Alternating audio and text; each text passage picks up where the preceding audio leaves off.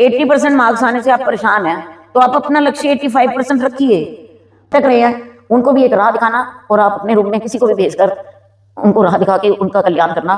मुझे अपने चरणों में बुला रही है तो मैं ये सोच के चलेगी कि माँ के चरणों में बैठा के वो मुझे इलाज कराएगी। और दोस्तों यकीन करना कि मैं वहां से बिल्कुल ठीक होकर आई हूँ। और मैं नमस्कार दोस्तों, आज मैं फिर से हाजिर हूँ प्रोमिला पुचनिंदा अपने चैनल नई सोच नया सफर में एक नए मुद्दे के साथ।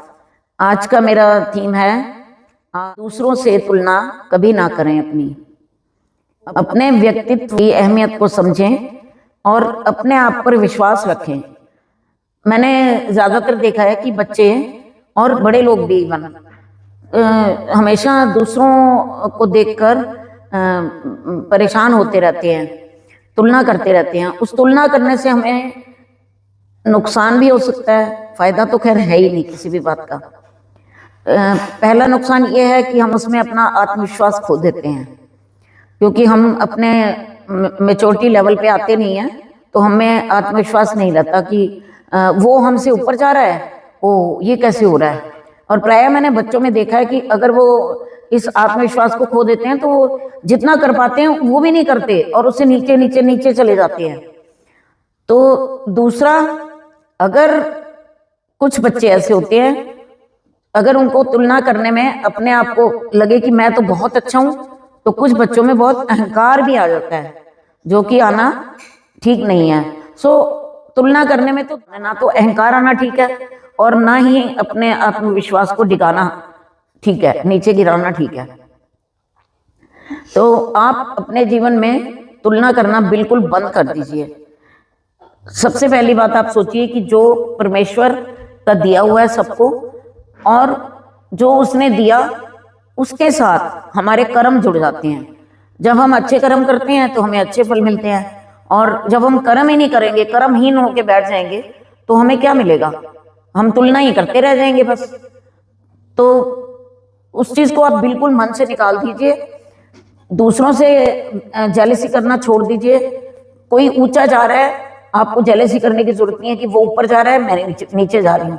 आप नीचे अपने आप को धकेल रहे हैं, आप उसकी वजह से नीचे नहीं जा रहे हैं, आप अपनी सोच अपने कर्म की वजह से नीचे जा रहे हैं।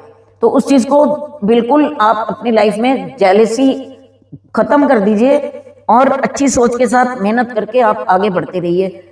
आपके साथ परमेश्वर है, आपको हमेशा वो उसका अच्छा फल देगा। इसमें मैं एक बात और कहना चाहूंगी कि आप लोगों से तुलना करना छोड़ के अपने लक्ष्य की ओर ध्यान दें। आपका लक्ष्य क्या है, आपने क्या अचीव करना है, क्या लेना है, क्या पाना है, उस तरफ ज्यादा ध्यान दें और आगे बढ़ते चले जाएं। बच्चों को ज्यादातर ये रहता है कि उसको उसके नंबर इतने आ गए और मेरे नहीं आए, तो वो उससे परेशान हो जाते हैं। तो आप सोचिए कि उसके 80% मार्क्स आने से आप परेशान हैं तो आप अपना लक्ष्य 85% रखिए और उस ओर अग्रसर रहिए। लेकिन मैं साथ साथ ये भी कहूंगी कि अगर आप उतना अचीव नहीं कर पा रहे, उससे निराश होकर बैठना नहीं है आपको बिल्कुल भी। आपको एक बार नहीं मिलेगा, फिर मेहनत करेंगे फिर मिलेगा, पर अपनी अंतरात्मा की सोच की सफाई आपको बहुत जरूरी है। तुलना करने से आपका अंतर्मन विषैला हो जाता है, बिल्कुल जेलसी आती है आपको दूसरे लोगों से। उस चीज से बिल्कुल हट जाइए। और आपने सुना होगा कि परमेश्वर कहाँ वास करते हैं? परमेश्वर बिल्कुल प्योर हार्ट में वास करते हैं, जिनका बिल्कुल दिल प्योर होता है। और ये मेरी लाइफ की अपनी कहानी बता रही हूँ कि मैंने जिंदगी में जब बिल्कुल प्योर हार्ट से काम करना शुरू किया तो परमेश्वर मेरी हर मुसीबत में सामने आके खड़े हो गए। ऑफ कोर्स वो खुद तो आते नहीं है, वो इंसान के रूप में भेजते हैं किसी को। तो अभी पिछले दिनों में बहुत बीमार हो गई थी, तो कुछ समझ नहीं आ रहा था, बहुत भटक रही थी, कुछ मेडिसिन ऐसी ले रही थी जिससे कि मेरा बस सारा दिन सोना खाना और मेंटली मैं थोड़ी सी वीक होनी शुरू हो गई थी, विल पावर खत्म हो गई थी।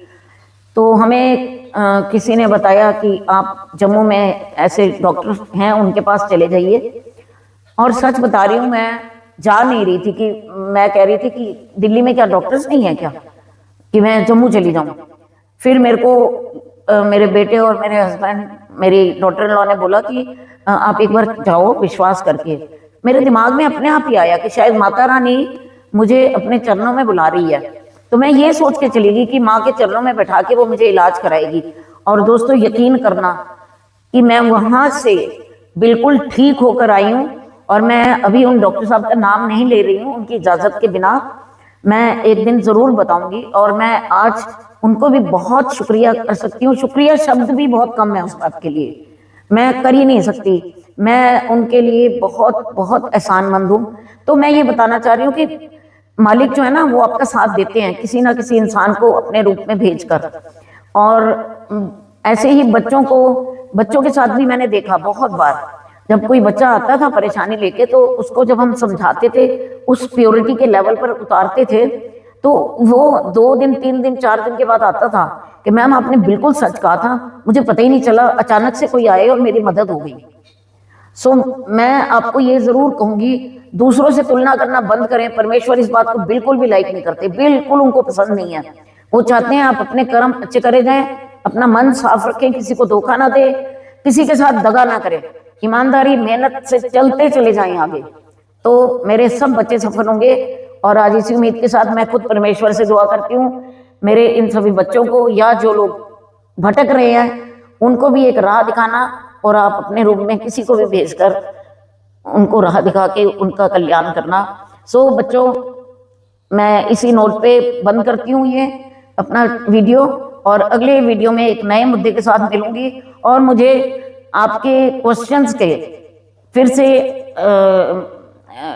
एक चाह है कि आप बार बार पूछें मेरे से बात करें। आपकी प्रॉब्लम्स को सॉल्व करना मेरी एक इच्छा बन गई है। मिलते हैं अगले वीडियो में एक नए मुद्दे के साथ। Bye bye, see you again, love you all, खुश रहो।